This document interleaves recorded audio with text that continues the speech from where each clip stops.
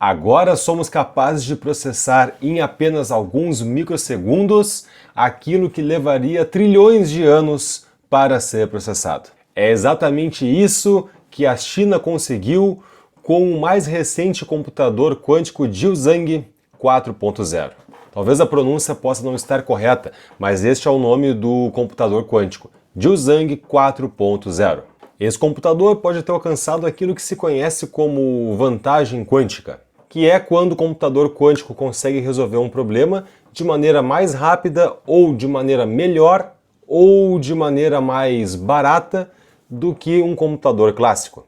Lembrando aqui uma diferença básica, que computação clássica é a computação que nós usamos no nosso dia a dia, nos nossos desktops, nos nossos celulares, no computador que nós temos em casa, e a computação quântica é aquela computação que se baseia nos princípios da mecânica quântica para o seu funcionamento. Não havendo mais aí um bit clássico, que apenas trabalha com 0 ou 1, mas sim um bit quântico, ou qubit, que pode trabalhar com o 0, com o 1, ou com uma mistura do 0 e do 1 ao mesmo tempo. Em matéria do site New Scientists, então, Another Quantum Computing Reached Quantum Advantage, Does It Matter?, que conta exatamente essa vantagem quântica obtida pelo Jiuzhang 4.0. E a atividade que esse computador quântico foi capaz de resolver é uma que nós conhecemos por Gaussian Boson Sampling, ou GBS, que é um cálculo feito em cima de fótons, das partículas de luz, que é a coisa mais rápida fisicamente falando.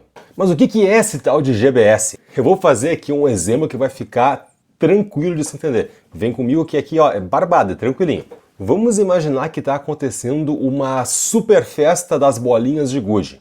Várias bolinhas de gude foram convidadas para uma festa muito louca. E dentro dessa festa tem uma série de portas giratórias. Sabe aquelas portas giratórias similar àquela porta lá do hotel onde o Chaves ficou hospedado com toda a turma lá em Acapulco? Então, imagina uma festa que tem essas muitíssimas portas giratórias. E as bolinhas de gude vão entrando e uma bate numa porta e vai para um lado e vai para o outro e ocorre então uma sequência aí de entradas e de saídas de forma muito louca, desordenada, maluca por essas bolinhas de gude. E imagina que tu quer escrever com papel, com uma caneta, os locais onde essas bolinhas de gude estão, para onde estão indo, a sua trajetória, enfim, tu quer catalogar tudo aí com papel e caneta. Numa festa que segue a física clássica, isso aí não seria muito difícil. Mas em uma festa que segue as regras da física quântica, onde essas bolinhas não seguem apenas um caminho, mas podem seguir todos os caminhos ao mesmo tempo. Difícil, né? Nós teríamos certamente um padrão super esquisito de distribuição. Mas acontece que com esse computador quântico Jiuzhang 4.0, essa medição fica possível de ser feita. Entenda cada bolinha de gude como se fosse um fóton, uma partícula de luz. O recorde anterior media cerca de 300 fótons, mas o computador quântico Jiuzhang 4.0 foi capaz de medir 3.090 partículas em apenas 25,6 microsegundos.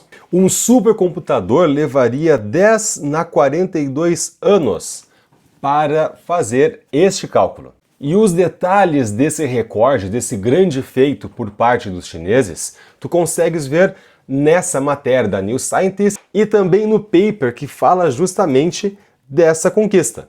Então o computador foi capaz de medir as nossas bolinhas de gude aí dessa festa muito louca, né?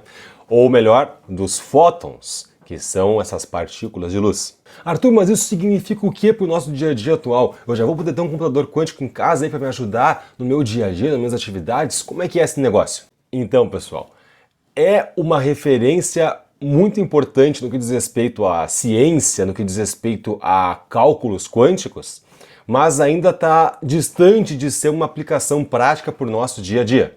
Nesta mesma matéria que nós estamos aqui analisando, Chris Langer, da empresa de computação quântica Quantinuum, ele que já havia demonstrado a vantagem quântica em um tipo diferente de computador quântico, ele afirma que o GBS ele é uma referência básica, no sentido de que estabelece aí a diferença entre um computador quântico e os computadores comuns, que utilizam os princípios da física clássica.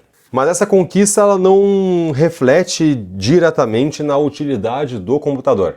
Do ponto de vista da matemática rigorosa, ou da teoria da matemática rigorosa, de acordo com Langer, ainda é difícil avaliar o quão vantajoso quanticamente ou o quanto o GBS é de fato uma evidência conclusiva da vantagem quântica.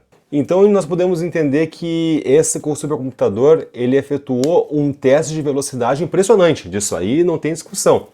Mas do ponto de vista prático, ainda há o que ser feito.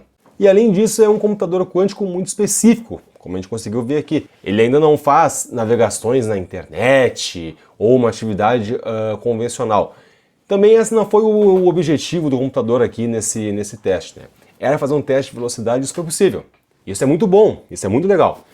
Mas ainda nós não conseguimos ver o benefício da aplicação desse computador na prática, no dia a dia, ou em atividades aí mesmo empresariais. E além disso, embora ele possa demonstrar uma vantagem computacional para uma tarefa específica, esse computador ele ainda carece de elementos cruciais para uma computação quântica tolerante a falhas e que seja útil, conforme aqui a gente já vinha comentando. No caso aqui, a tolerância a falha se refere à capacidade do computador quântico de identificar e corrigir os seus próprios erros. E particularmente eu vejo esse crescimento da computação quântica de maneira a poder nos auxiliar futuramente em uma série de atividades empresariais, até mesmo com um impacto nas nossas vidas, no nosso dia a dia. Tarefas envolvendo fármacos, envolvendo estudos agrícolas, envolvendo talvez previsão do tempo, entre outras possíveis tarefas. A computação quântica, que na minha visão, ela caminha junto com a inteligência artificial, sendo os nossos hypes tecnológicos ou os nossos hypes da computação na atualidade. E aqui eu deixo para ti um conteúdo aqui desse canal onde eu trato do tema da computação quântica na sua base, o que é um qubit, como funciona, entre outros fatores. Então, vai lá assistir.